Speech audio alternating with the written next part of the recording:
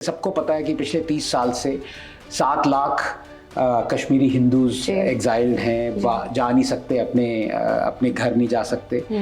तो पहला सवाल तो ये है कि ये कैसा हिंदू राष्ट्र है जहाँ पे हिंदूज ही रेफ्यूजीज हैं। आपने कभी देखा है अमेरिका में अमेरिकन रेफ्यूजीज हो? हाई कोर्ट का ऑर्डर वायलेट किया बंगाल गवर्नमेंट ने, सीबीआई को सौंपा नहीं, अगले दिन फिर हाई कोर्ट ने कहा तब सौंपा उसको। ये सब चीजें क्या दिखाती हैं आपको कि मीडिया जो ये कहते रहते हैं कि we speak truth to power, इनके लिए पावर में सिर्फ मोदी है, इनके लिए पावर में दीदी नहीं है, केजरीवाल नहीं है। पंजाब में देखिए कितने अरेस्ट हो रहे हैं। तो ब्लेम उनको करना चाहिए जो पावर में है, जिनकी रिस्पॉन्सिबिलिटी है। जो चोर उचक्के हैं उनको क्यों ब्लेम करें? अब मैं ये मिडिलमैन है, मैं इनको क्यों, इनका तो काम है, ये तो लूटेंगे सरकार को, ये इनका काम है, एमएसपी मिलती जाए, ये इनको देश हित में थोड़ी ना है। 60 मिलियन टन हमारे पास एक्स्ट्रा अभी वीट और राइस है, चूहे खा रहे हैं, लेकिन इनको एमएसपी की गारंटी चाहिए। इसमें no other person is to be blamed other than Modi. He had the power. Hello everyone, नमस्ते, welcome back to another episode of life we talks. मैं हूँ राव्या सारडा और आज हमारे साथ जुड़े हैं Anand Ranganathan. He is a scientist and an author और he is also an editor in Swarajya. बड़ा ही जाने माने चेहरे हैं, आपने न्यूज़ चैनल्स पे, डिबेट्स चैनल पे इन्हें देखा है और आज का कॉन्वर्जेशन बड़ा इंटरेस्टिंग होने वाला है। So please welcome mister Anand Ranganathan. Hello sir. नमस्ते, thank you so much. How are you? I am fine, absolutely fine. Anand, आपका जो करियर रहा है, it's an incredible career in the scientific field, लेकिन आपका जो पैशन है टुवर्ड्स पॉलिटिक्स, सो ये डाइवर्जन कैसे, इतना एक्टिव इंटरेस्ट? एक्चुअली 2000 में जब एज अ फ्लैश साइंस, आप जानती हैं कि जो रिवॉर्ड्स होते हैं वो बहुत देर बाद आते हैं, बहुत साल लग जाते हैं कभी कभी। तो there is a lot of जिसे कहते हैं ड्रेजरी कहते हैं, प्लॉट करना पड़ता है साइंस में बहुत सालों साल बाद। तो I think as a flash मैंने कुछ लिखा जो मुझे अच्छा लगा जी। पर मेरे पास कोई वो नहीं था कि ये जज कैसे करूं, ये अच्छा है कि बुरा है। मतलब अपनी इंसल्ट कराने के लिए अगर उसको पब्लिक कर दूं तो लोग कहें क्या लिखा है भाई जी। तो उसके अगले 10 साल तक मैंने कहा मैं खुद ही अपना जज करूंगा, लेकिन कैसे जज करूं? तो मैंने बहुत जो विख्यात राइटर्स हैं, लिटरेचर्स हैं, उनकी किताबें सारी पढ़ी मैंने, 10 साल तक पढ़ा। उसके बाद फिर मेरे को लगा कि हाँ, अब मैं दोबारा रिविजिट करता हूँ जो मैंने लिखा है।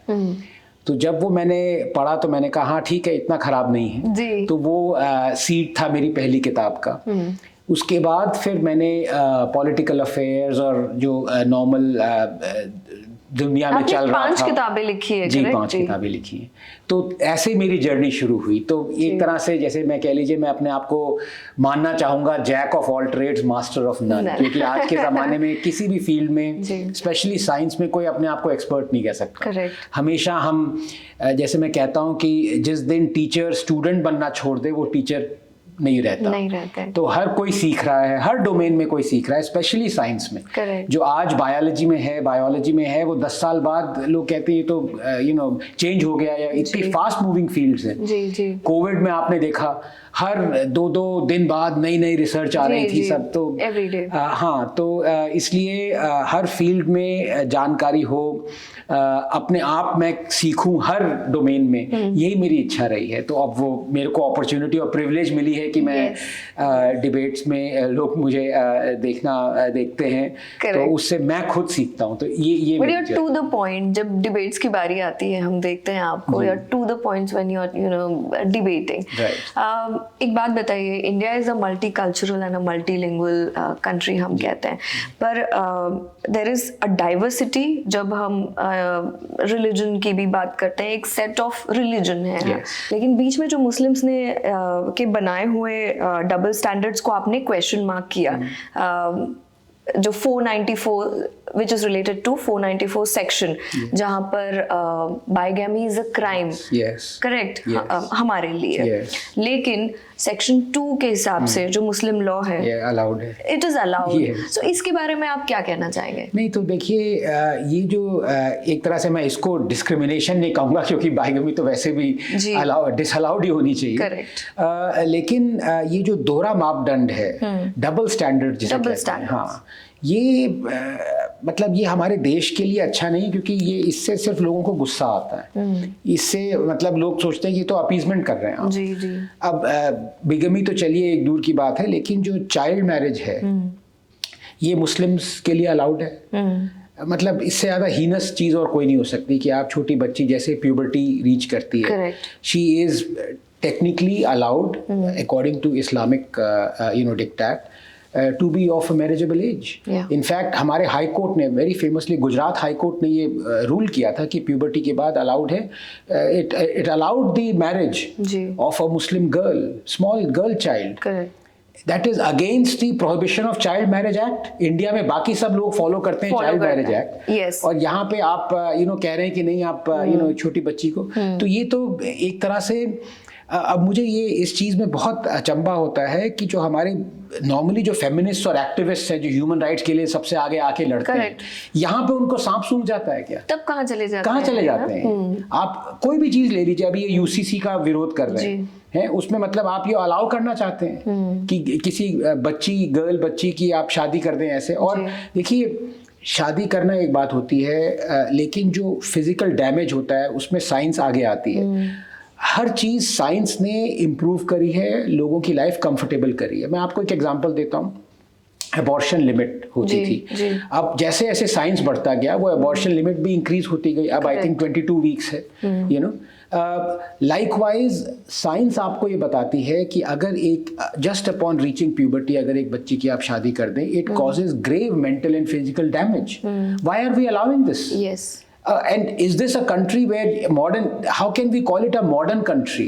अगर यहाँ पे जो जितने ह्यूमन राइट्स और फेमिनिस्ट और ये सब एक्टिविस्ट हैं, ये वैसे तो बहुत चिल्लाएं, लेकिन इस मामले में चुप हो जाएं। जी, यहाँ पर कुछ नहीं बोलते। ये तो दोहरा मापदंड है। जी जी जी। But what do you think is happening? I mean, अब क्या होने वाला है? जब आगे क्या होगा? क्या ये चलता रहेगा या कहीं ना कहीं there will be new policies जो इंट्रोड्यूस हो जाएगी? देखिए, यूसीसी तो हम आना ही चाहिए था। इनफैक्ट 1985-86 में जब शाहबानो की जजमेंट आई थी, उस जजमेंट में सुप्रीम कोर्ट ने कहा था कि ये हमारा दायित्व है कि डायरेक्टिव प्रिंसिपल्स में यूसीसी लिखा हुआ है, तो हमें तो यूसीसी लाना चाहिए, यूनिफॉर्म सिविल कोड लाना चाहिए।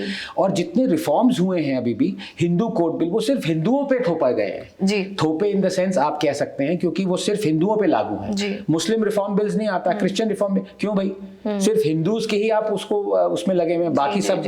और ये अम्बेडकर ने कहा था, इनफैक्ट एक थी कैथरीन मेयो, आई थिंक, उन्होंने एक किताब लिखी थी, सिर्फ हिंदूज को क्रिटिसाइज किया था और हिंदुइज्म को। तो अम्बेडकर ने कहा कि ये किताब पढ़ने के बाद लोगों को ऐसा इंप्रेशन लगेगा कि सारे जो इल्स हैं वो सिर्फ हिंदुइज्म में है। ये गलत है, इस्लाम में भी उतने ही उससे ज्यादा इल्स हैं। लेकिन आप पिछले 75 साल से हम सिर्फ हिंदुओं के इल्स को दिखाते जा रहे हैं, उनको रिफॉर्म करते जा रहे हैं। बाकी कम्युनिटी, आप बच्चों से शादी कर सकते हैं, आप इनहेरिटेंस में गर्ल्स को आधा दे से, मतलब कैन यू इमेजिन आज के ये सारे एक्टिविस्ट कहाँ चले जाते हैं, जब अकॉर्डिंग टू इस्लाम इनहेरिटेंस में woman gets only half of what a man gets. ये डिस्क्रिमिनेशन नहीं है, लेकिन सब चुप हैं। तो ये तो मतलब जिसे कहते हैं कि एक सेकंड में ये चीजें डिस्क्रिमिनेशन हटनी चाहिए, लेकिन हमारे देश में वही है, आप हटाएंगे तो आपको कहेंगे आप तो ये हिंदुत्ववादी बन गए, आप तो ये एंटी मुस्लिम बन गए। That is the problem. But कहीं ना कहीं तो हटना चाहिए, होना ही चाहिए, because this is a discrimination, right? Correct. ऐसे कौन से पॉलिटिकल आउटब्रेक्स हैं जो अभी भारत में हो रहे हैं, जो आपको लगता है एक मेजर टर्न आउट पॉइंट रहेगा? देखिए, अब हम एक इन्फ्लेक्शन पॉइंट पे हैं एक तरह से। अगर आप देखें, भारत एकदम रेडी है टेक ऑफ के लिए, लेकिन ट्रेजेडी में बताऊं क्या है रावे जी, ऐसे 3-4 पहले भी लाइफ में आ चुके हैं इन्फ्लेक्शन पॉइंट्स, जब भारत रेडी था। 1-2 बार भारत ने लिए वो इन्फ्लेक्शन पॉइंट्स। 1991 इकोनॉमिक लिबरलाइजेशन का टेक ऑफ पॉइंट लिया, और अभी हमारी जो हालत है अच्छी, that is largely thanks to जो 30 साल पहले डिसीजंस ली। तो अगर 30 साल आगे देखें आप या 25 साल आगे देखें, 2047 में जैसे कहते हैं ना 100 साल हो जाएंगे, तो अभी की हमें ऐसी डिसीजंस लेनी है ताकि हम ट्रूली डेवलप्ड कंट्री बन जाए 25 साल बाद, 100 साल। तो ऐसी क्या डिसीजंस है ये हमें अभी सोचना पड़ेगा। अभी हम आधा या 15-20% सोच रहे हैं, 80% हम नहीं सोच रहे हैं, हम टाल रहे हैं उन चीज़ों को। तो अब ये देखिए मोदी जी पे भी उतना ही लागू है जितना ऑपोजिशन से तो मेरी कोई एक्सपेक्टेशन नहीं है। एक्सपेक्टेशन है तो वो मोदी जी से है। प्रॉब्लम ये है कि पॉलिटिकल एक्सपीडियंसी में बहुत सारी चीज़ें या तो डिले हो जाती हैं या होती नहीं या रिपील हो जाती हैं। जैसे फार्म लॉज हैं, ये हमारे देश के लिए जितने ज़रूरी थे उतनी कोई लॉ या कोई पॉलिसी ज़रूरी नहीं थी, क्योंकि ये एक ऐसा एग्रीकल्चर, एक ऐसा सेक्टर है जो सिर्फ 13 या 14% जीडीपी को कंट्रीब्यूट करता है, लेकिन 44% ऑफ हमारी लेबर फोर्स जो 515 मिलियन लेबर फोर्स है वो इसमें इन्वॉल्व है। बाहर की कंट्री में 2 या 3% लेबर फोर्स इन्वॉल्व होती है। तो जब 44% लोग लेबर फोर्स इंडिया के, मतलब 300 मिलियन मान लीजिए आप, वो एक ऐसे सेक्टर में इन्वॉल्व हैं जो कि इतने आर्केइक और कोई प्लानिंग नहीं है, लॉस मेकिंग है, इतनी ज़्यादा मतलब पानी वेस्ट होता है, सारी चीज़ें, वो सारा चेंज चाहिए था और वो ये 3 लॉज लाए ये चेंज करने के लिए। और ये सारे जो 3 लॉ थे तीनों almost verbatim, word by word, ये बाकी ऑपोजिशन पार्टीज के मैनिफेस्टो में थे। तो मोदी जी ने सोचा होगा भाई मैं ये ला रहा हूँ, इनको क्या ऑब्जेक्शन होगा, ये तो इनके, मैं तो वो फुलफिल कर रहा हूँ जो इन्होंने प्रॉमिस किया था, ये नहीं कर पाए, मैं प्रॉमिस कर रहा हूँ। बट ऑपोजिशन ने सारे ने यू टर्न मार लिया कि ये तो ब्लैक लॉज हैं, इनको हटाओ, हाईवे ब्लॉक कर दिए। 1 साल तक हर रोज 3000 करोड़ का नुकसान हुआ, इकोनॉमिक लॉस हर रोज 1 साल तक। और फिर एंड में क्या हुआ कि मोदी जी को वापस लेने पड़े। तो ये जो देश हित में डिसीजन है ना, ये हमें अभी लेनी है। ये 20 साल बाद लेंगे तो वो इन्फ्लेक्शन पॉइंट हट जाएगा। तो जैसा आपने पूछा कौन से पॉलिटिकल चीजें हैं, ये 3-4 चीजें हैं। रिवर लिंकिंग है, हमारा एग्रीकल्चर रिफॉर्म है, प्राइवेटाइजेशन है। अब ऑपोजिशन नहीं चाहती प्राइवेटाइजेशन हो। यू नो मोदी जी ने कहा था government has no business to be in business 2013 में, पर पिछले 10 साल में only Air India has been privatised. ये बहुत टफ डिसीजंस हैं, लेकिन ये मॉरली और एथिकली अपराइट डिसीजंस हैं। ये तो आदमी आंख बंद करके लेना चाहिए उनको, ये लोग। जी, but where are we lacking Anand, अगर मैं पूछूं आपसे ये डिसीजंस लेने के लिए हम कहाँ लैक कर रहे हैं अभी? आई थिंक पॉलिटिशियंस के ऊपर है ये बहुत ही, मतलब ये सवाल एकदम नब पे रवैया जी जाता है कि ये लैकिंग क्यों है। देखिए, अगर आप श्योर नहीं है किसी डिसीजन के तो आप 50-50 हो सकता है, आप इस साइड जाएं उस साइड जाएं, फिर भी ठीक है, बनता है। जैसे हमारे रिलेशंस बाहर की कंट्री से कैसे होने चाहिए। Foreign relations is always it's an iffy thing. जैसे अगर मैं कहूँ कि भाई इंडिया को कभी भी किसी डिक्टेटरशिप के साथ रिलेशनशिप नहीं रखनी चाहिए, तो लोग कहेंगे भाई चाइना इज अ डिक्टेटरशिप, आप क्या चाहते हैं कि हम इमीडिएटली आज सारा अपना बिजनेस बंद कर दें, तो हमारा बिजनेस भी ठप हो जाएगा। $100 बिलियन हम चाइना के साथ, हमारा ट्रेड डेफिसिट है, यू नो, सडनली ये चीज नहीं हो सकती। तो ये इफी है, फॉरेन रिलेशंस वगैरह एब्स्ट्रैक्ट है थोड़ा सा। मोदी जी की इतनी travel, you know, where we can, आप मिडिल ईस्ट में देख लीजिए, ये सब लोग एंटी मुस्लिम कहते रहते हैं। इतने सक्सेसफुल प्राइम मिनिस्टर आज तक नहीं हुए जिनके रिलेशंस मिडिल ईस्ट से इतने अच्छे हों। खुद देखिए, there is a first temple in Abu Dhabi, yes, that's right. और फिर भी लोग नाम रखते हैं। तो मतलब जैसे as we know, Modi ji ने जब ट्रैवल करना शुरू किया था तब एक दौर ऐसा भी था कि लोग कहते थे कि कितना travel, you know, where is he traveling? He's just in the air. तो बिल्ट अ ब्रांड। और मैं मतलब यू नो, अच्छा आपने जैसे ये बात कही, एक होता है ब्रांड आप बना रहे हैं इंटरनेशनली, वेरी इंपॉर्टेंट, लेकिन ही इज नॉट लॉस्ट साइट की वो सब ब्रांड फिर भी ठीक है, देश में मुझे वोट तभी मिलेंगे जब मैं देश के लिए काम करूंगा। ब्रांड एक होता है, बिकॉज ब्रांड में क्या है कि वो मिडिल ईस्ट पे भी डिपेंडेंट है कि हम इंडिया को कैसे देखें। यहाँ पे जो डोमेस्टिकली आप कर रहे हैं वो तो लोग आपको वोट देंगे ना, तो वो सऊदी अरेबिया या मिडिल ईस्ट या चाइना वगैरह वोट तो नहीं देगा।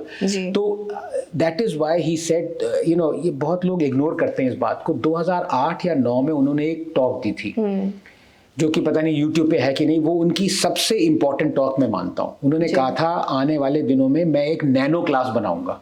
लोगों ने कहा ये नैनो क्लास क्या है, इनके पास नैनो, उन्होंने कहा नहीं, जो कि लोएस्ट सोशियो इकोनॉमिक स्ट्राटा है हमारे देश में लोगों का, उससे ऊपर होगी ये क्लास और लोअर मिडिल क्लास से नीचे होगी जी। और अगर आप देखें पिछले 14 साल में या 12-13 साल में गुजरात और इंडिया को मान के, तब वो गुजरात के चीफ मिनिस्टर थे, यही किया है जी।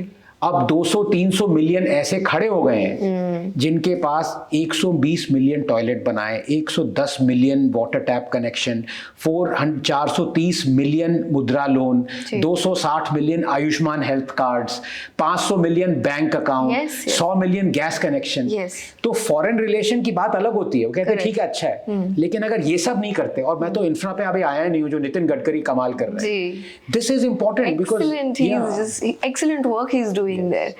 तो ये बात है कि मोदी जी ने जो प्रॉमिस किया है वो डिलीवर किया है। Yes, no doubt about it. जो चीजें मैं चाहता हूं उनसे, मैं एकदम ऑनेस्टली कह रहा हूं, जो मिडिल क्लास, देखिए राव्या जी, एक चीज आप समझ लीजिए, हमें सरकार की जरूरत नहीं है जी।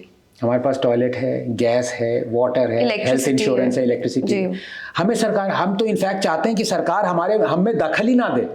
When was the last time that you required government? मैं तो सोच भी नहीं सकता। करेक्ट। सो पॉइंट इज, हमारे इश्यूज अलग हैं। हमारे, अब मैंने एक किताब लिखी है हिंदूज इन हिंदू राष्ट्र, वो इश्यूज 90% इंडियंस के नहीं है। लोग कह रहे हैं भाई आप प्लेस ऑफ वर्शिप एक्ट की बात कर रहे हो, मुझे पहले खाना चाहिए, मुझे टॉयलेट चाहिए। तो मोदी जी कह रहे हैं आपके इश्यूज पे मैं आऊंगा, आप वेट कर लीजिए। I am just thinking what he, the reason why he is not involved himself in solving those issues, he said there is something more important I need to do. वो मेरे को समझ में आ रहा है, बट ये भी समझिए इंडिया दो भारत हैं। एक के इश्यूज हैं जो कि गवर्नमेंट को चाहती है कि वो ये इश्यूज सॉल्व करे, जो कि रोटी कपड़ा और मकान के बाद हम सोचते हैं। अगर किसी आदमी को ये पता नहीं कि उसका अगला खाना कहाँ पे आने वाला है, उसके बीवी बच्चे हॉस्पिटल या स्कूल जाने वाले हैं कि नहीं जाने वाले हैं, उसके पास कुछ एक्सीडेंट हो जाता है, हेल्थ इंश्योरेंस है कि नहीं है, वो ये क्यों सोचेगा प्लेस ऑफ वर्शिप एक्ट हटाओ, वो ये क्यों सोचेगा वक्फ एक्ट हटाओ? It doesn't make sense. रोटी कपड़ा मकान तो अब बड़ा पुराना हो गया मोदी जी के राज में, लाइक सभी कुछ मिल रहा है आपको जो मैं तो ये भूल गया 44 मिलियन घर बने हैं, 120 मिलियन लोग मोदी जी के बनाए हुए घरों में रह रहे हैं। और इसमें कोई ऐसा नहीं है कि सिर्फ हिंदुओं को ही मिला है, बल्कि अगर आप देखें 14% पॉपुलेशन मुस्लिम पॉपुलेशन है हमारे देश की, 33% जो ये सब स्कीम्स हैं उसमें मुस्लिम्स को मिला है, more than what their population है। Yes absolutely. आनंद, आपने जो किताब लिखी है हिंदू इन हिंदू राष्ट्र, तो इसके बारे में कुछ बताइए कि आपने ये बुक किस बेसिस पे लिखी, और आपको क्या सच में लगता है कि भारत में ही हिंदुओं पर सच में डिस्क्रिमिनेशन हो रहा है उनके साथ? Actually Ravya ji, to tell you the truth, मेरे को भी बहुत सरप्राइज हुआ है इस बुक की सक्सेस पे। एक तो मुझे ये लगता था कि अब वो किताब पढ़ने का ज़माना रहा नहीं जो हमारा ज़माना था, अब सारा ज़माना ऑडियो विजुअल है, तो यंगस्टर्स किताब नहीं पढ़ते। लेकिन पिछले 6 महीने में ये 63,000 कॉपीज सेल कर चुकी है। वंडरफुल। और हमारे देश में बेस्ट सेलर 5,000 कॉपीज सेल के बाद डिक्लेयर किया जाता है। तो मैं खुद ही प्रूव हो गया इसमें wrong. Thank you so much. Youngsters are also interested to know. Absolutely. और बी, ये इशू मेरे लिए भी बहुत रीसेंट था। इनफैक्ट मैंने ये हिंदूज इन हिंदू राष्ट्र एक तरह से एक पैरोडिक टाइटल समझ लीजिए, एक खेल है शब्दों का, क्योंकि जैसे ही नरेंद्र मोदी जी ने पावर ली तो ये लेफ्टिस्ट और दरबारीज और कांग्रेसीज ने कहना शुरू कर दिया, अरे हम तो हिंदुत्व, फाशिस्ट हिंदू राष्ट्र में आ गए, अभी फाशिज्म आ गया है और एंटी माइनॉरिटी हो गया, तो अब हम हिंदू राष्ट्र में रह रहे हैं। तो मेरा ये था, ये कैसा हिंदू राष्ट्र है भाई जहाँ पे हिंदूज के अगेंस्ट डिस्क्रिमिनेशन हो रहा है एक्सक्लूसिवली। कभी किसी मुस्लिम राष्ट्र में मुस्लिम्स के अगेंस्ट होता है डिस्क्रिमिनेशन? It's unheard of. तो ऐसे 8 रीजंस मैंने इस बुक में डिस्क्राइब किए हैं जो कि कॉन्स्टिट्यूशनली, लीगली, देखिए हर एक इंडियन के अगेंस्ट डिस्क्रिमिनेशन हुआ है, रिलीजन एग्नोस्टिक, मतलब हिंदू, मुस्लिम, सिख, ईसाई, ऐसा कोई इंडियन नहीं है जिसके अगेंस्ट डिस्क्रिमिनेशन हर रोज नहीं होता, होता है। लेकिन ये सिर्फ हिंदूज ही हैं जिनके अगेंस्ट कॉन्स्टिट्यूशनली, लीगली, सोशली और एजुकेशनली डिस्क्रिमिनेशन होता है। सिर्फ हिंदू। तो अब ये इसीलिए मैंने इसको कहा ये स्टेट ने almost as a state sanctioned apartheid है ये। साउथ अफ्रीका में अपार्थाइड था, वो स्टेट ने सैंक्शन किया हुआ था डिस्क्रिमिनेशन। एक तो था कि आदमी आदमी को डिस्क्रिमिनेट करता है, एक है कि स्टेट ने कह दिया हाँ भाई ये डिस्क्रिमिनेशन होना चाहिए, ये ठीक है। तो ऐसे 8 रीजंस मैंने दिए जो कि सिर्फ हिंदुओं के साथ हो रहे हैं जी। Can you name a few reasons अगर आप बताएं, और ऐसे चौंकाने वाले फैक्ट्स जो आपके सामने हैं जब आप रिसर्च कर रहे थे बुक लिखते वक्त? बिल्कुल बिल्कुल, और इसमें बहुत सारी चीजें मुझे पहले से पता थी, लेकिन बहुत सारी चीजें मुझे पता नहीं थी जो कि पिछले 1-2 साल में जब मैंने सुना और पढ़ा तो उससे मुझे पता चला। जैसे सबको पता है कि पिछले 30 साल से 7 लाख कश्मीरी हिंदूज एग्जाइल्ड हैं, जा नहीं सकते, अपने घर नहीं जा सकते। तो पहला सवाल तो ये है कि ये कैसा हिंदू राष्ट्र है जहाँ पे हिंदूज ही रेफ्यूजीज हैं। आपने कभी देखा है अमेरिका में अमेरिकन रेफ्यूजीज हो, या जर्मनी में जर्मन रेफ्यूजीज हो? मतलब ये इट्स जस्ट बिजार। तो सबसे तो पहले यही था। तो ये एक रीजन ये है कि भाई ये कैसा हिंदू राष्ट्र है जहाँ पे 7 लाख हिंदूज अपने घरों से खदेड़े गए और 30 साल हो गए वो वापस नहीं जा पाए। This is unbelievable discrimination.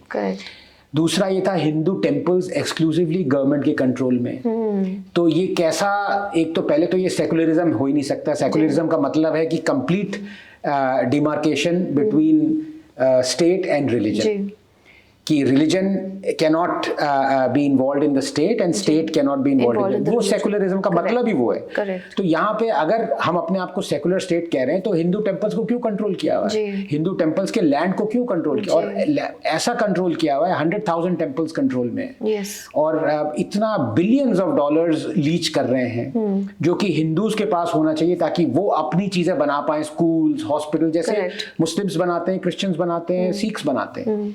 लेकिन हिंदूज का ये है कि हिंदू टेम्पल लैंड है वो गवर्नमेंट रेंट सेट करती है। और टी आर रमेश जी ने, जो कि एक्टिविस्ट हैं, इस पे बहुत काम किया उन्होंने। Name of few temples, Tirupati Balaji भी? Yes, Tirupati Balaji, every, in fact a lot of south में, तमिलनाडु में 40,000 टेम्पल्स, कर्नाटका में 35,000 टेम्पल्स, केरला जो कि कम्युनिस्ट गवर्नमेंट है 4,000 टेम्पल्स कंट्रोल में, 5 बोर्ड्स बनाए हुए उन्होंने, शबरीमला, ये सब। और अभी आपने देखा जो पिलग्रिम्स की ऐसी हालत थी, मतलब भेड़ बकरियों की तरह स्टफ किया हुआ था ऐसे। तो ये मॉस्क के साथ नहीं होता, ये चर्चेस के साथ नहीं होता, ये हिंदू टेम्पल्स के साथ होता है। How is this secularism? Why this discrimination? और ये अभी हम समझ नहीं पा रहे हैं। देखिए, इसमें मैंने ये भी बताया कि कांग्रेस ने तो ये रूल्स लाई है, लेकिन अभी भी ये रूल्स चल रहे हैं। बीजेपी ने भी उतने ही टेम्पल्स को कंट्रोल किया हुआ है जितना कांग्रेस ने किया हुआ था, बल्कि थोड़ा ज्यादा किया हुआ है पिछले 10 साल में। तो लोग शायद ये सोचे अरे इतना फर्क नहीं पड़ता, ये नहीं होता, क्योंकि हमने कहीं ना कहीं समझौता कर लिया है ना हालात के साथ कि ठीक है। एग्जैक्टली ये आपने जो कहा ना, हिंदूज को ये ब्राउबीट किया गया कि मेरे भाई तुम समझौता कर लो, चल रही है ना, चलने दो, कोई बात। जब हम तिरुपति बालाजी टेम्पल की भी बात करते हैं जी, अच्छा आपको पता है ये सरकार ने कह रखा है कि थोड़ा पैसा आप बाय लॉ गवर्नमेंट को दो। लेकिन आपको पता है, मैं जब तिरुपति की बात करती हूँ, we go there every year, so एक कोटा होता है वहां पर, 10,000 का कोटा होता है। आप वो 10,000 का कोटा, वो टिकट बाय कीजिए। एयरपोर्ट पे भी I do not remember the name, लेकिन वो बैठे होते हैं वो अथॉरिटी जो आपको कल के दर्शन के टिकट देंगे। सो यू हैव टू पे 10,000 पर पर्सन। अदरवाइज बाकी जो टिकट्स बिकती हैं, जो दर्शन के टिकट्स हैं, जैसे आपने बोला ना, भेड़ बकरी के जैसे एकदम जा रहे हैं और दर्शन हुए नहीं हुए, और आप मंदिर के मूर्ति के सामने और आप उसी भीड़ में आप बाहर चले गए, आपको पता भी नहीं कि आपके दर्शन हुए। बट इफ यू पे दैट बिग अमाउंट, सो आपके पास वो प्रिविलेज है कि कम से कम आप 2 मिनट खड़े हैं या 1 मिनट खड़े हैं। नहीं, और लोगों को मैं बताऊं राधा जी, समझ में नहीं आ रहा, बिकॉज न्यूएंसेस गवर्नमेंट एक्सप्लेन नहीं कर रही। देखिए न्यूएंसेस, मैं आपको एक एग्जांपल देता हूँ न्यूएंस का। काफ़ी लोग जो आजकल कन्वर्ट करते हैं, रिलीजन बहुत चल रहा है, पंजाब में बहुत ज़्यादा है क्रिश्चियनिटी का, आंध्र प्रदेश में, हर जगह। पंजाब में सबसे ज़्यादा है, बहुत ज़्यादा, और it's not in news at all, and the irony is Sikhs are being converted, can you imagine? तो ये इसका डेराइजरी टर्म भी लोगों ने दिया है, राइस बैग कहते हैं, राइस बैग कन्वर्ट। तो मैं इसको कभी डिराइड नहीं करता। पता है क्यों? क्योंकि कोई आदमी अगर राइस बैग ले रहा है तो उसकी हालत इतनी खराब होगी, ठीक है, उसका ये होगा कि मेरे को आज मेरे बीवी बच्चे या बीवी एक है, मेरे आज हस्बैंड जो हैं और बच्चे वो भूखे मर जाएंगे अगर मुझे राइस बैग नहीं मिला, अगर मैं बीमार हूँ, अगर मेरे को मिशनरी हॉस्पिटल में एडमिशन नहीं मिला, मेरे बच्चों को मिशनरी स्कूल में एडमिशन नहीं मिला, तो कोई पागल ही होगा जो ये इस इंड्यूसमेंट को नहीं लेगा। मैं लूंगा, मेरे सबसे सर्वोपरि मेरे लिए मेरी फैमिली को बचाना है, मेरे बच्चों को बचाना है। तो इसको इस तरह से डिराइव नहीं, प्रॉब्लम क्या आ रही है कि यही चीज, ये राइस बैग्स कह लीजिए आप या स्कूल हॉस्पिटल कह लीजिए, ये हिंदू टेम्पल्स भी तो बना सकते हैं हजारों की तादाद में, लेकिन उनके पास पैसा नहीं है। तो जब हम हिंदू टेम्पल्स को ये पैसा देंगे जो उनका पैसा है, आप हिंदू हैं, आप गई किसी टेम्पल, आपने पैसा दिया, क्या आप ये नहीं चाहेंगे कि वो हिंदू टेम्पल एक स्कूल और हॉस्पिटल करे? तो ये जो हिंदू फोल्ड से लोग बाहर निकल रहे हैं, ये नहीं निकलेंगे बाहर, क्योंकि जो क्रिश्चियन हॉस्पिटल है, क्रिश्चियन स्कूल है, मुस्लिम हॉस्पिटल है, वो हिंदू उसके 1000 गुना ज्यादा बनाएंगे। जी। पर पैसा तो हो। अभी तमिलनाडु गवर्नमेंट ने हाई कोर्ट को बोला कि तमिलनाडु में ऐसे 11,999 टेम्पल हैं जिनके पास एक दिन में एक पूजा करने का पैसा नहीं है। जी। आपको क्या लगता है कि तिरुपति के पास अगर पावर हो, वो ये डिस्ट्रीब्यूट नहीं करेगी पैसा? जी। है? तो हम लोग हिंदूज खुश हो जाते हैं कि 350 करोड़ लगे, काशी कॉरिडोर बनाया सरकार ने। तिरुपति की मंथली कलेक्शन 350 करोड़ है, हुंडी की, सिर्फ हुंडी की। लैंड तो रहने दीजिए, 70-80 हजार करोड़ अभी सर्वे हुआ था, वो है लैंड का रेवेन्यू। तिरुपति नहीं बनाएगी, ऐसे 100 कॉरिडोर बना के खड़ी कर दे। लेकिन हमें खुशी होती है, हाँ भाई ये हिंदुत्ववादी सरकार है, ये बना रही। तो अब जब तक लोगों को ये समझ, मेरे को भी समझ में नहीं आया था ये कि लोग क्यों जाएंगे हिंदुइज्म छोड़ के। जी। पर जब तक आप ये नहीं करेंगे, 20 साल 30 साल बाद ये देगी कंट्रोल वापस, बहुत लेट हो चुका होगा। जी।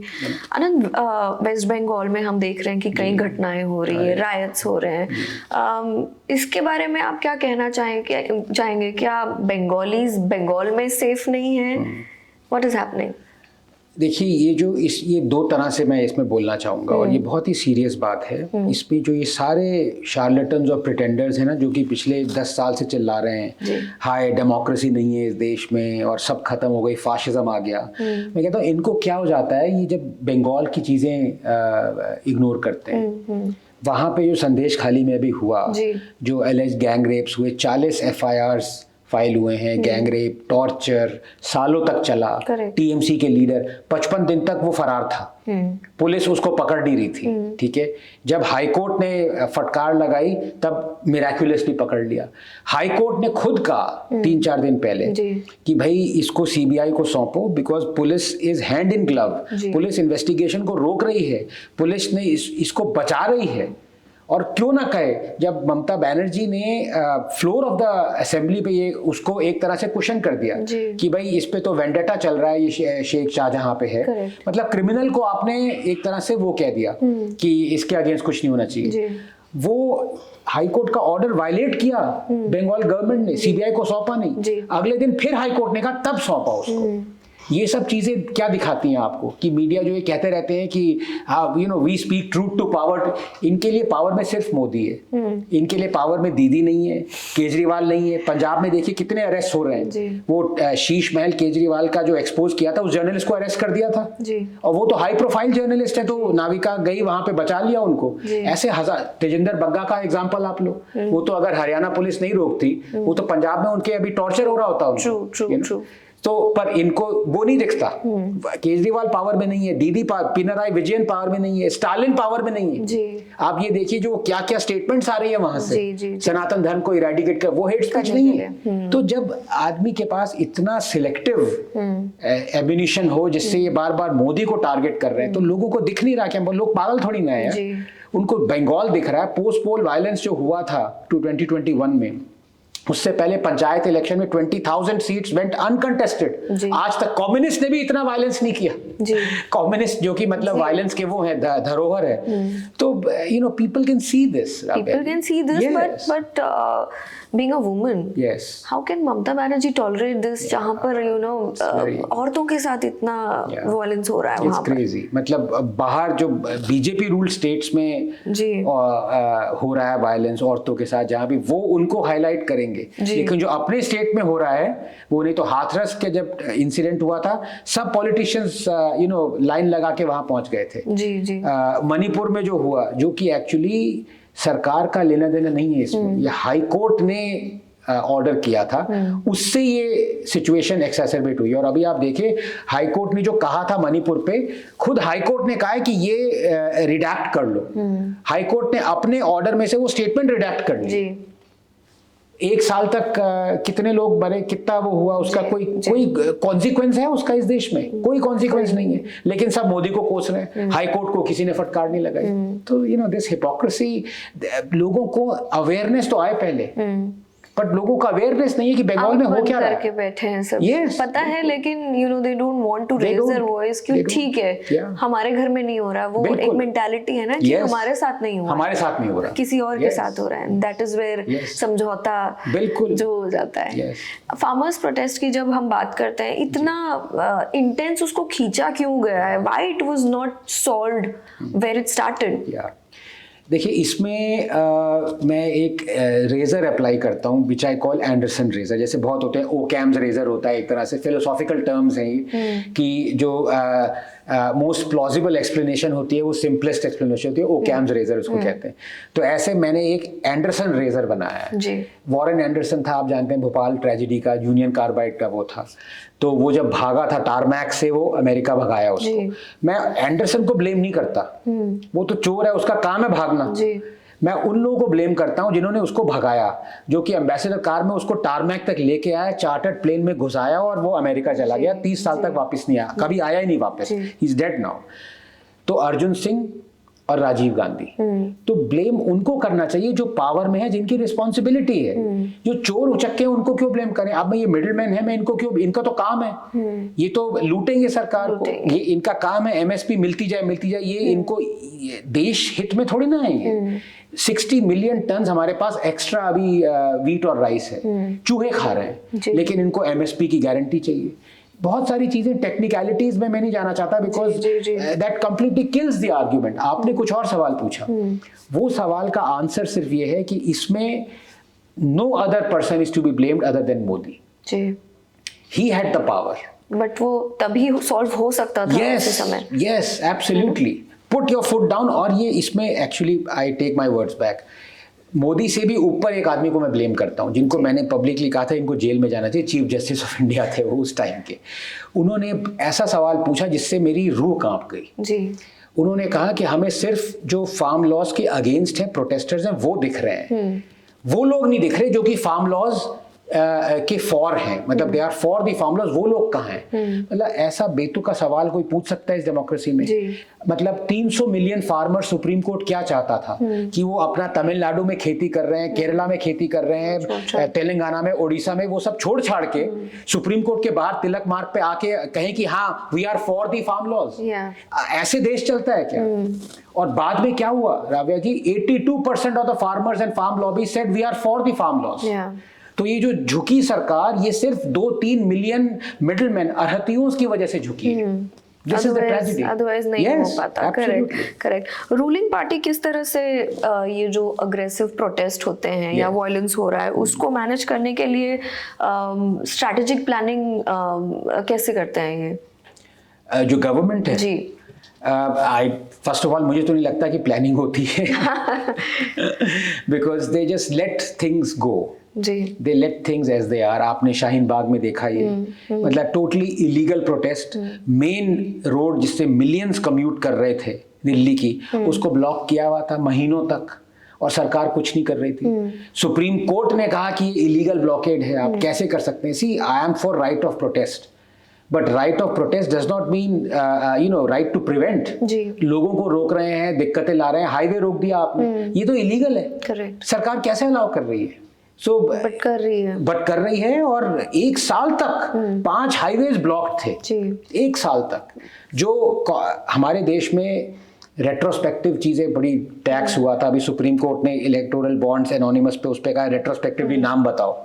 तो भाई, जिनका 3000 करोड़ हर दिन इकोनॉमिक लॉस हुआ है, जो वहां पे दुकानें थी, जो कंपनीज थी, फैक्ट्रीज थी, हाईवेज पे जो ब्लॉक था 1 साल तक, उनको कॉम्पेंसेट करे गवर्नमेंट, सुप्रीम कोर्ट कॉम्पेंसेट करे, पर हमारे देश में कोई सुन ही नहीं रहा है ऐसा, नहीं, you know, that's the problem. But ये कब तक चलेगा? This has to stop, right? इसमें पॉलिटिकल विल चाहिए, यू हैव, और यू नो आई थिंक ये तब सब रुकेगा जब बीजेपी को मेजोरिटी मिलेगी। जी, बट आपको नहीं लगता मोदी जी के नाम पर बहुत सारा पार्टी ही उनके फेस से चल रही है? यस, अभी तो आपने देखा, वो खुद ये जानते हैं, तभी ये नहीं कह रहे बीजेपी की गारंटी है, हाँ, वो कह रहे मोदी की गारंटी है, मोदी ही और फेस ऑफ ये है। एक्चुअली लोगों ने this has struck a chord with people, correct, कि वो मेनी टाइम्स वो बीजेपी को वोट नहीं दे रहे, वो मोदी को वोट मोदी को वोट दे रहे हैं। तो अगर ये कहते हैं बीजेपी की गारंटी है तो लोगों को इतना अपील नहीं होता, मोदी की गारंटी, मोदी की guarantee, Modi has become a name. But ये ऑड है एक तरह से, because BJP is the real party, essence. या करेक्ट। क्यों देश की जनता आपको लगता है is well aware about the increasing communal tensions in the country जो हो रहा है? मुझे तो एक तो ये नहीं लगता कि कम्युनल टेंशन्स इंक्रीज हुई हैं। अगर आप डेटा देखें तो इनफैक्ट इंडिया में सबसे कम ये पीरियड है जहाँ पे सबसे कम ऐसी राइट्स हुई हैं। ये शमिका रवि जी ने एक्चुअली कोलेट किया डेटा। एक टाइम था जब लाखों ऐसे केसेस होते थे, लाखों, 1980-84 वगैरह में, ठीक है। अभी उससे लेस देन हाफ होते हैं। यस, कंपेयर तो कम हुआ है ये। और लोगों को भी सब देख रहे हैं actually, you know, most of this is you know created, artificially created by all parties, but mostly. अब आप एक एग्जांपल लीजिए, वो आपको याद है 2014-15 में वो क्रिश्चियंस अंडर अटैक का पूरा चला था 2 महीने तक। इंडिया का इतना नाम बदनाम हुआ। एक नन थी, उनके साथ सेक्सुअल असॉल्ट हुआ, तो ऐसे ही राणा यू वगैरह ने कहा कि ये आरएसएस की किसी विंग ने किया है। सब अफवाहें। बाद में क्या पता चला कि ये टोटल नॉर्मल बर्गलरीज थी, इस पे पीछे कोई कम्युनल हाथ नहीं था। और ये यूपीए के टाइम पे ज्यादा हुई थी, एनडीए के टाइम पे कम हुई। पर कौन पकड़ा गया, किसको account, who was held to you know account for spreading all this fake? Nobody. तो इस देश में लोग आता है, फेक न्यूज फैला के 2 महीने अपना रोटी सेको और चले जाओ, कोई कॉन्सिक्वेंसेस नहीं। मीडिया फिर इतनी सस्ती है कि आप कुछ भी आओ, फैलाओ और चले जाओ। Absolutely, people believe everything. Yes, या ओके। इंस्टीट्यूशनल बायस की जब हम बात करते हैं, इंस्टीट्यूशनल बायस है क्या, and how does it work for minorities?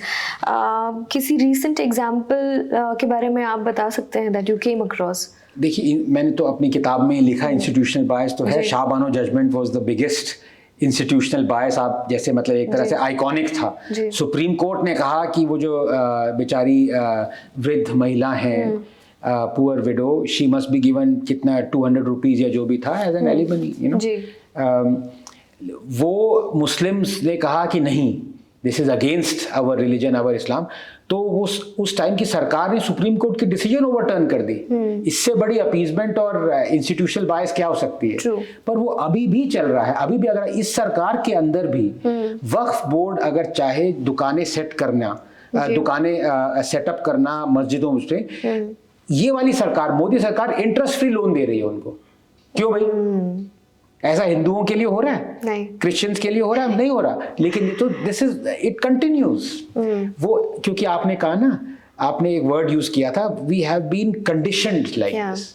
हम कंडीशन हो गए कि ये सह लो, या पता भी नहीं है तो चलता रहेगा, चलता रहेगा, कोई बात नहीं, यू नो, जब तक हमारे साथ नहीं हो रहा है वो वाली बात है। Correct. How do you see Ram मंदिर inaugural, you know, amid stressful conditions and ongoing मंदिर मस्जिद जो ट्रेजेडी के बारे में हम बात करते हैं, तो उसके बारे में आप क्या कहेंगे? पहली बात तो मैं ट्रेजेडी मानता ही नहीं। जो हक है, जो मॉरली एथिकली, राइवलरी, हाँ राइवलरी, और आप जो भी क्या, हाँ राइवलरी इज बेस्ट। मैं राइवलरी भी नहीं मानता इसको। क्योंकि जो सच है, जो मॉरली राइट है, एथिकली राइट है, उसके लिए कभी भी पीछे नहीं हटना। चाहे 1 मंदिर हो, चाहे 40,000 मंदिर हो। जस्टिस का मतलब क्या होता है? हमेशा जस्टिस फर्स्ट प्रिंसिपल से होता है। अगर 30,000 लोगों के अगेंस्ट अन्याय हुआ है तो आप ये नहीं कह सकते, जैसे कश्मीरी हिंदूज की बात ले लीजिए, कि हम सिर्फ 3 केसेस ओपन करेंगे अन्याय के, बाकी 29,997 उनको रहने देते हैं, खुश रहो। चलो अच्छा 4 कर देंगे। ये क्या धनिया मिर्ची बेच रहे हो क्या सब्जी के साथ? जस्टिस ऐसे थोड़ा ना काम करती है, तो इनजस्टिस है। तो मैं तो उसको मानता ही नहीं, पहली बात। दूसरी बात, ये इसको मैं रिलीजियस इशू भी नहीं मानता, क्योंकि मैं एक डार्विनियन एथीस्ट हूँ, सिविलाइजेशनली हिंदू हूँ। ये सिविलाइजेशनल इशू है हमारा। जी। Ram Mandir is not according to me a religious issue. जो रिलीजियस हैं, बिलीव करते हैं, उनके लिए है, दैट्स ग्रेट।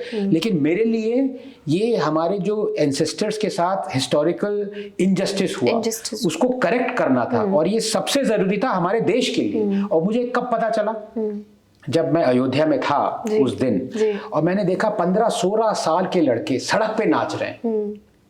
मैंने कहा क्यों नाच रहे हैं ये, इनका क्या कनेक्शन है? 500 साल पहले मंदिर हटाया गया, ढाया गया, ये क्यों खुश हैं? इसके आंसर ने मुझे समझाया कि ये एक सिविलाइजेशन है।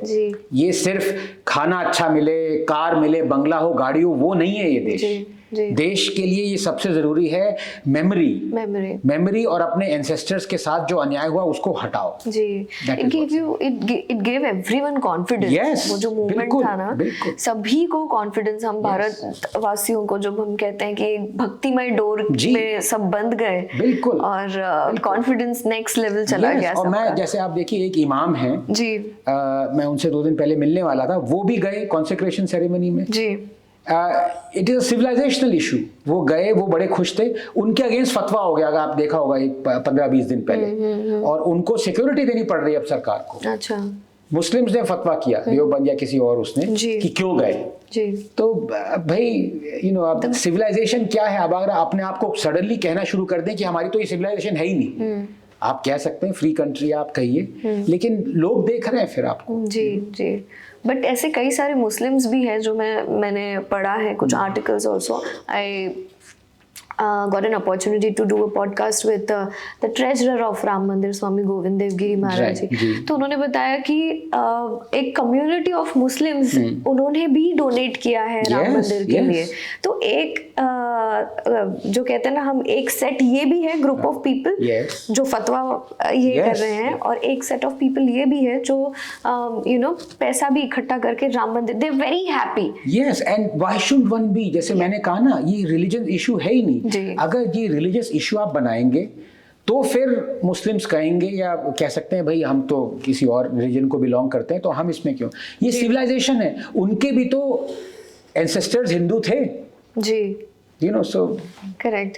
जब हम यंगस्टर्स की बात करते हैं, आपने अभी कहा 15-16 साल के बच्चे, वो भी बड़े खुश थे। राहुल गांधी भी यंगस्टर है, यूथ आइकॉन है वो। जी जी।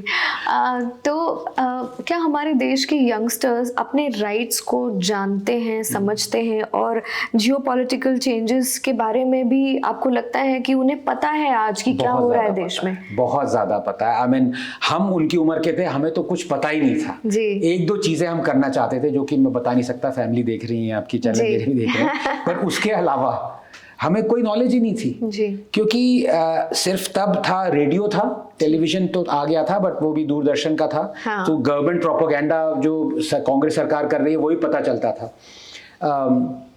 इनफैक्ट एक लक्ष्मण का बहुत ही आइकॉनिक कार्टून था कि उसमें तब इंफॉर्मेशन ब्रॉडकास्टिंग मिनिस्टर ऐसे बैठे हुए हैं और सामने राजीव गांधी का पोर्ट्रेट लगा हुआ है, और नीचे वो कॉमन मैन से कह रहे हैं, his TV has gone for repairs. ये सिचुएशन होती थी कि मतलब दूरदर्शन हुआ या राजीव गांधी का पोर्ट्रेट हुआ, एक ही बात है। तो वहां से हमें इंफॉर्मेशन मिलती थी। Totally biased, one sided newspapers, क्या ये बाद में पता चला 50 to 60% of the journalist were KGB agents और सोल्ड आउट टू KGB जी। ये सिचुएशन हुआ करती थी।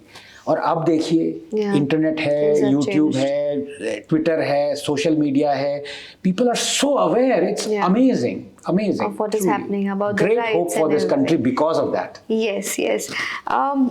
How prevention of communal and targeted violence, कि जो हम बात करते हैं, access to justice and reparations bill 2011 was an anti-Hindu bill. Yes, जिसको communal violence bill कहते हैं जी। I am shocked कि कोई सरकार ये सोच भी सकती है। मैंने किताब में भी इसके बारे में लिखा हुआ है कि ऐसा बिल लाना चाहिए। मतलब आपको इसके बारे में अगर आप थोड़ा एक्सप्लेन कर पाए। हाँ, तो इसकी जो आर्किटेक्ट थे बिल के, वो है एकदम biased, totally biased and prejudiced person called Harsh मंदर।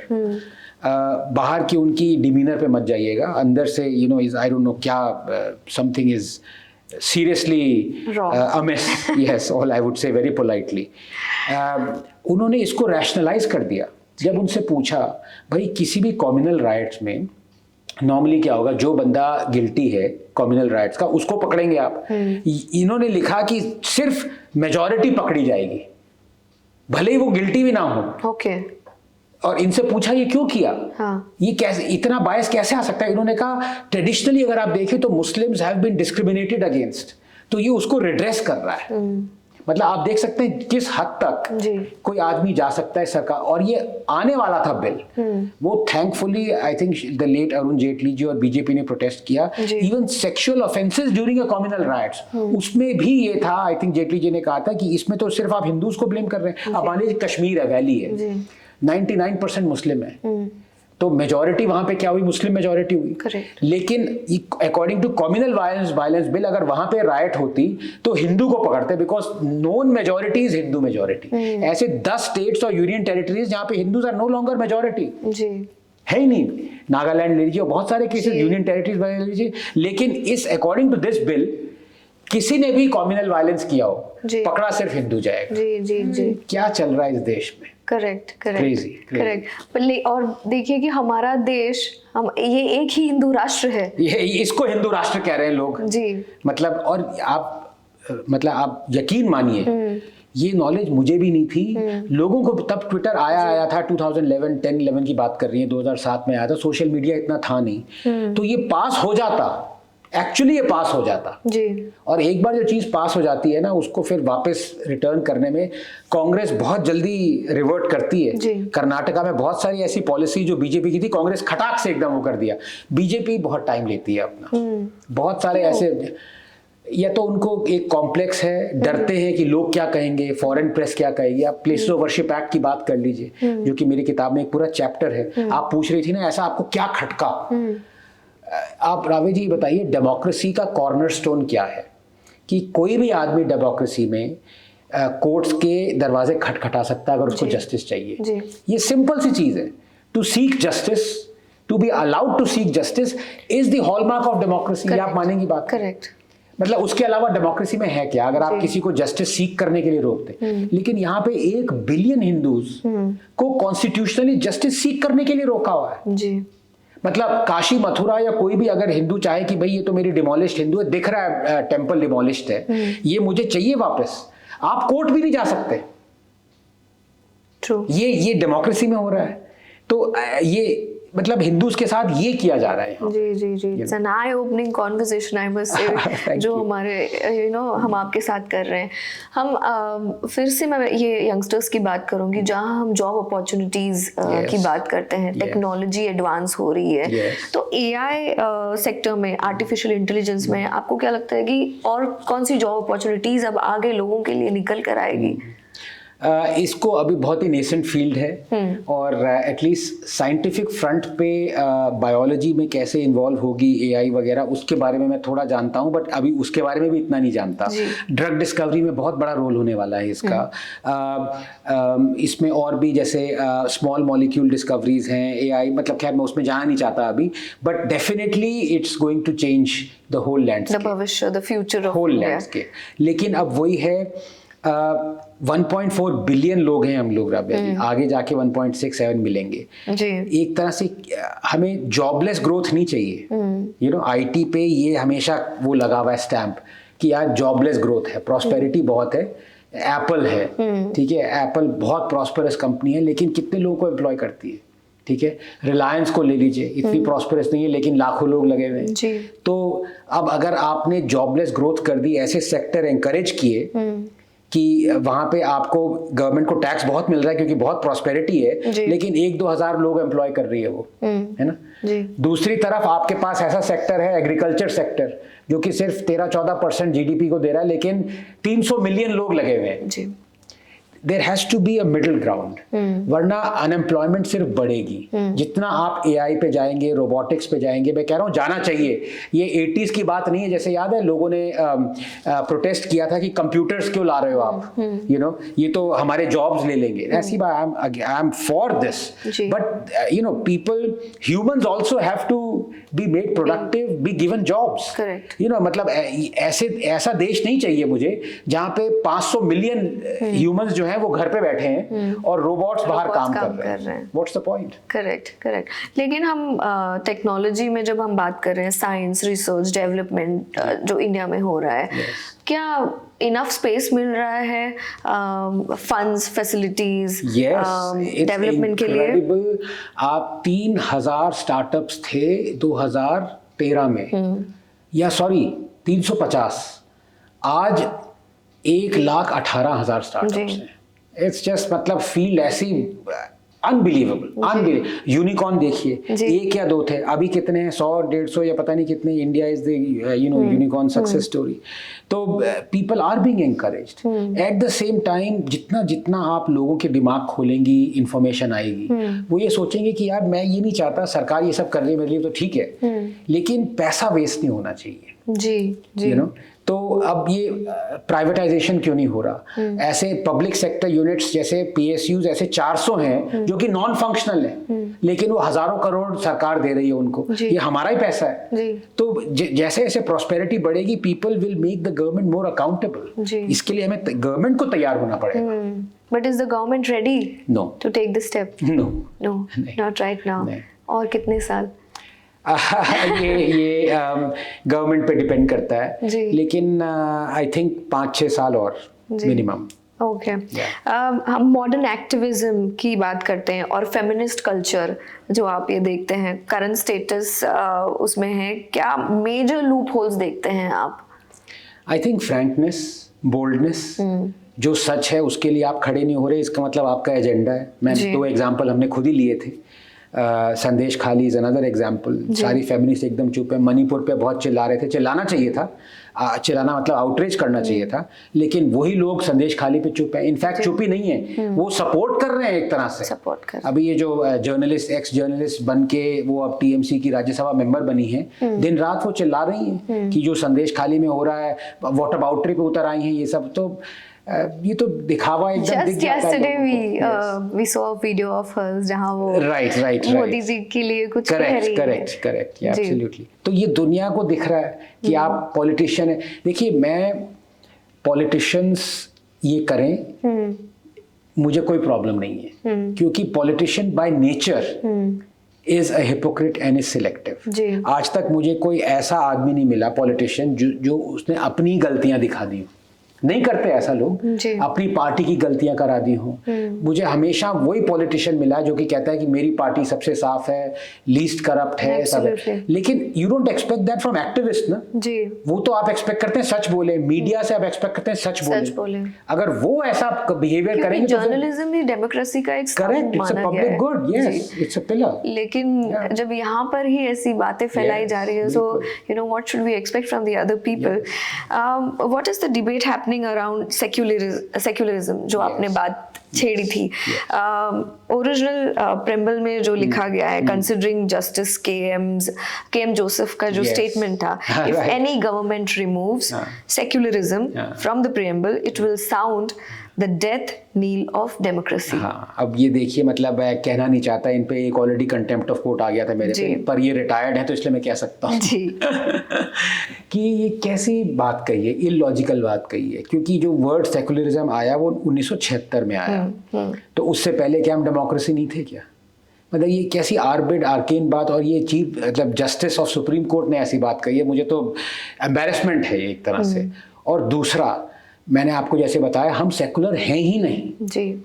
सेकुलरिज्म का मतलब है कॉन्स्टिट्यूशन और गवर्नमेंट का रिलीजन के अंदर घुसना अलाउड नहीं है, कोई रोल नहीं होना चाहिए। हम हिंदू टेम्पल्स को क्यों कंट्रोल करते हैं? हम हज सब्सिडी क्यों देते हैं? हम इफ्तार पार्टीज क्यों करते हैं? हम मौलवीज और प्रीस्ट को सैलरीज क्यों देते हैं? सेकुलर कंट्री का ये क्या मतलब, इट्स बिजार। तो एक, हम सेकुलर हैं ही नहीं, दूसरा ये इंदिरा गांधी जी ने इमरजेंसी में घुसाया प्रियम्बल में वर्ड, तो ये जज का ऐसे कहना कि ये हटा दोगे तो डेथ एंड ऑफ डेमोक्रेसी, तो उससे पहले डेमोक्रेसी नहीं थी क्या हमारे में? Totally arbit statement. जी, but it was done. It was done, yes, absolutely. It was done, and yes. we suffered it because of. We've suffered because एक तरह से ये मुखौटा पहना दिया गया हमें कि हम कुछ भी कर सकते हैं, हम अपने आप को सेकुलर कहलाएंगे। नहीं, we are not secular. जी जी जी। आपको लगता है कहीं मास्क अप किया गया था to do some big things? 100%. This was just mask की लोगों को दिखाएं, मुखौटा दिखाएं जी। और ये नेहरूवियन उससे चला आ रहा है। आप एग्जाम्पल लीजिए, जैसे सोमनाथ का जब कॉन्सेक्रेशन होना था तो नेहरू जी ने प्रेसिडेंट से कहा मत जाओ, क्यों ना जाऊं, सिविलाइजेशनल इश्यू है वही, पर नेहरू कह रहे थे ये I fear Hindu revivalism, Somnath आपका वहां जाना, सोमनाथ करना हिंदूज को रिवाइव कर देगा। ये एटीट्यूड हमारे पास 70 साल से था कि हिंदुओं को दबा के रखो, ये रिवाइव ना हो जाए, ओ माय गॉड, ये प्रॉब्लम, स्केयर, गिल्ट ट्रिपिंग। जी जी, बट अब हिंदू नहीं दबेगा। देखिए, अब हिंदू जागा है, ठीक है, लेकिन वो जागना ही क्या, जब आदमी सोचे कि यार इससे अच्छा तो मैं सो ही रहा होता। अगर आपने किसी को जगा दिया उठा के और वो जाग के कहे कि यार ये प्रॉब्लम सॉल्व नहीं हो रही मेरी, मैंने एक सरकार को चुना जिसने प्रॉमिस किया था वो मेरी राइट्स के लिए लड़ेगी, 10 साल हो गए हैं और हिंदू टेम्पल्स अभी भी गवर्नमेंट के कंट्रोल में है, ऐसी बहुत सारी चीजें जो गवर्नमेंट को नहीं है, तो मेरा जाग के क्या फायदा, मुझे तो गुस्सा आ रहा है, इससे अच्छा तो मैं सोता ही रहता। जी। So but things will, as I said, Modi ji का अपना अलग विजन है। मोदी जी हमसे कह सकते हैं, अरे भाई अच्छा तुम्हें चलाना है देश, आ जाओ, चलो आ जाओ, लड़ लो, और वो that will kill the discussion because so he has a separate route towards India's development. Yes. Good luck to him. He's done some incredible job. But our issues are different. And I've explained that. जैसे आपने temples की बात करी, आपको लगता है कि और भी कोई सेक्टर्स हैं जो टोटली गवर्नमेंट कंट्रोल में है? सारे पब्लिक सेक्टर, 1830 पब्लिक सेक्टर है, यूनिट्स हैं, स्टेट और सेंट्रल, 400 नॉन फंक्शनल हैं, और जो गवर्नमेंट कहती है कि हमने डिसइन्वेस्टमेंट किया है, भले प्राइवेटाइजेशन सिर्फ इंडिया का हुआ हो, लेकिन डिसइन्वेस्टमेंट भी वो हुआ है कि पब्लिक सेक्टर से जो डिसइन्वेस्ट करते हैं वो दूसरा पब्लिक सेक्टर को कह देते हैं ये पकड़ लो तो there is no disinvestment, there is no privatisation of that sin, तो this is one thing where government has total control. जी, we have come to end of our discussion Anand, पर इससे पहले can you shed some light on the जो अभी Assamese have repealed on the Islamic act? Yes, उसमें वो child marriage का था, I think we already discuss that. I think it's a great thing, it is a harbinger for UCC, पर मेरा ये, जैसे हिमाचल में तो यूसीसी या उत्तराखंड में यूसीसी लागू भी हो गया, if I am not mistaken, pass हो गया बिल वो, लेकिन उसमें भी उन्होंने एक वही होता है ना कि politics is all about vote banks. अगर आपको लगता है कि यहाँ से हमें वोट ना मिले तो हमें कोई चिंता नहीं है, वहां से मिल रहा है तो उनको प्लेकेट करना जरूरी है, हर पार्टी ये सोचती है। अब जैसे वहां पे उन्होंने यूसीसी लागू कर दिया लेकिन ट्राइबल्स को एग्जेम्प्ट कर दिया, क्यों भाई? अगर आपको लगता है यूनिवर्सल प्रिंसिपल्स पे कि child marriage is wrong, polygamy is wrong, inheritance unequal sharing is wrong, तो वो ट्राइबल्स के लिए लागू क्यों नहीं होना चाहिए? सभी एक हैं, तो पीस मील कर रहे हैं, तो this is an issue which I feel ये आसाम में भी नहीं होना चाहिए। हर जगह अगर आप कह रहे हो यूनिफॉर्म है तो उसको यूनिफॉर्म रखो ना, किसी कम्युनिटी को हटा। अब उससे पता क्या होगा कि मुस्लिम समुदाय कहेगा कि उनको तो आपने एग्जेम्प्ट कर दिया, इससे हमें क्यों नहीं किया भाई? जी, सबसे पहले कहेगा। They have started saying this. अब ये और प्रॉब्लम आ जाएगी, फिर इस पे प्रोटेस्ट होंगी, शाहीन बाग 2, 3 ऐसे बनेंगे, तो एंडलेस है ये। जी, एंडलेस है। Thank you Anand for the wonderful conversation. एक सवाल, हिंदू राष्ट्र के बारे में आपने लिखा है, हिंदू इन हिंदू राष्ट्र, तो हिंदू कैसे जागेगा भारत में? नहीं, धीरे धीरे जाग रहा है, नो डाउट, और इसमें आई थिंक गवर्नमेंट का इतना रोल नहीं है। गवर्नमेंट का इनफैक्ट रोल होता है कि सोया रहे आदमी, वोट देता रहे बस। ये सोशल मीडिया, आप जैसे लोग और बहुत सारे एक्टिविस्ट हैं जो कि देश हित चाहते हैं, गालियां भरे उनको बहुत पड़े, लॉयर्स, एक्टिविस्ट, जे साई दीपक, मैंने टी.आर. रमेश का नाम लिया, नए हिस्टोरियंस आए, विक्रम संपत, मीनाक्षी जैन जी काशी पे जो लिख रहे हैं, ये इंफॉर्मेशन एज है ये, इसमें लोग जितना अपने आप से सीखेंगे उतना ही देश बेटर होगा। कोई और सिखाने का अभी कुछ हो नहीं रहा, you know. Ji. So thank you, Anand. Thank you again for joining us, and it was a wonderful conversation. Thank you so much. Thank you. Real pleasure.